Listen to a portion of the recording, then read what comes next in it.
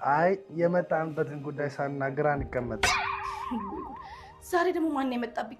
እና የምትፈልጉትን ነገር ቁጭ ብላችሁ አትናገሩም እንዴ?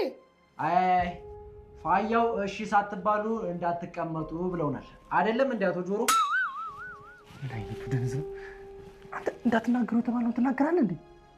እሺ ግን በዚህ ጧት ቤት ድረስ ያመጣችሁ ጉዳይ ምንድነው? ያው እንግዲህ ልጃችን ኖላዊ ለልጃችሁ ብለን የመጣ ነው። ልጃችን ፋያው ማለቴ ልጃችን ኖላዊ። የፋያው ስም ኖላዊ ነው እንዴ? አዎ ቀጥል። ኖላዊ?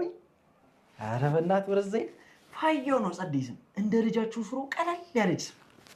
ያው እንግዲህ ልጃችን ኖላዊ ልጃችሁ ፋኖስን ወስዶ እንደ ንግስት እንዲያኖራት እንድትፈቅዱልን ነበር የመጣ ነው።